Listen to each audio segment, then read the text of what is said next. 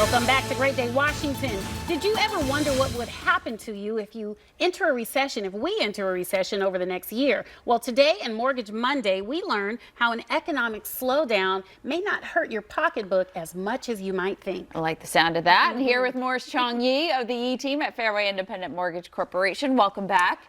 Hey, thank you. That's good news that we can take advantage if we get into a recession. But where are we right now with the economy? So I got to tell you, I was a little concerned about this because when I was talking to Lorraine, my girlfriend, better half, life partner, and I said, we're going to talk about recessions and inflation and all this good stuff and inverted yield curve, she said, are you sure? Right?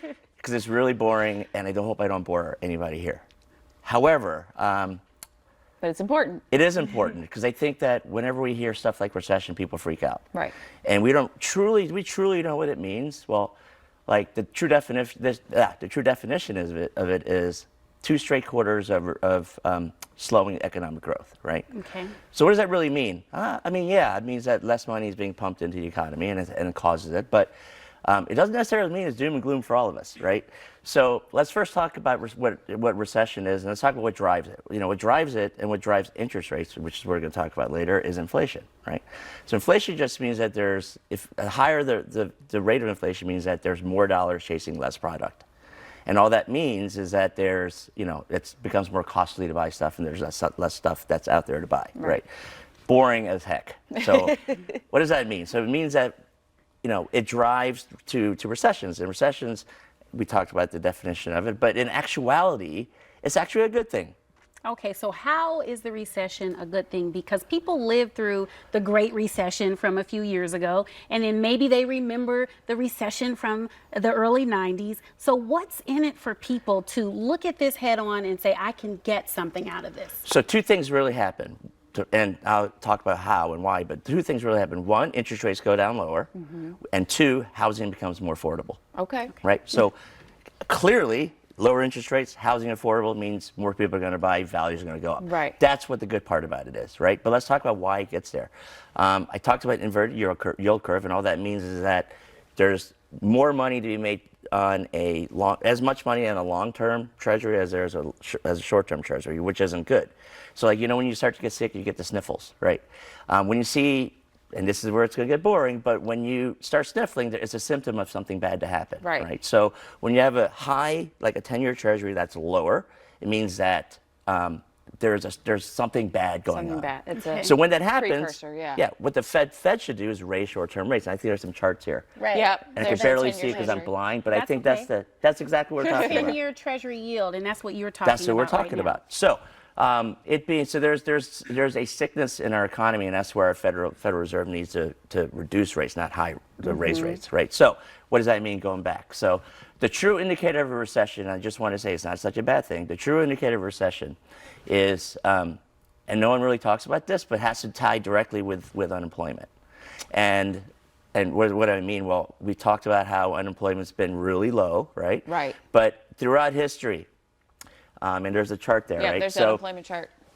When unemployment gets to its lowest point and it starts to rise, that's when a recession happens. And it's happened throughout history.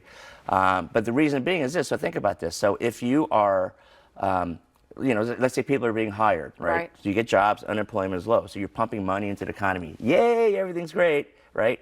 People are buying more stuff, economy's great. Well, if it starts to slow down a little bit, and then unfortunately, I hate to say it, but people get laid off when that happens. Last in, first out kind of. Correct, exactly. So when the unemployment starts to go back up, what happens, right? The people that were pumping money into the economy no longer have that money to pump in. That's right. So do you want to go out and have that dinner, expensive dinner, or you want to save it for a rainy day? And that causes deflation. Totally different conversation. However, so it's a great trigger. So the long and the short is that, the real negative on the recession is how it's going to affect our stock prices. But if you're continuously investing, dollar cost averaging over time is going to offset.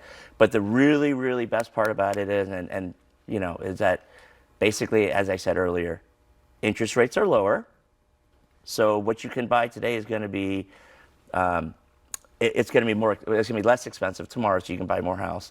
And if there's more people buying, housing values go up. Right, because there's more competition, so the I mean, it's always a good time to buy a house, you say, but Right. the state we're in right now, where's the interest rate right now? So we're like in the higher threes. Okay. That's And great. yeah, it's awesome, right? So if you want to refinance, give me a call. But that's So a whole could other it go conversation. down even more? It can, and we're not even into the true recessionary period right now, and we're talking about maybe mid to low threes. So I had this conversation with a lot of my clients, and they say, well, then I should just wait. I'm like, well, if you wait, interest rates are low, there's no way you can like find the best time, right? But if it goes low and you want to buy something, well, the house price of the house can be 10-15% And higher. the big thing here is we're not headed towards another great recession, right? This is just a cycle in the economy where things slow down. Right. And if people are fortunate enough to hold on to their jobs and they're ready and fit for a mortgage, they are going to get a deal. That's so exactly thank you right. for that information. Chong, Thank you. thank you. Now is the time, as you heard, to refinance or purchase that home that you have been looking at. If you want to inquire about a new mortgage or refinancing, you can contact Chong Yi and the Yi team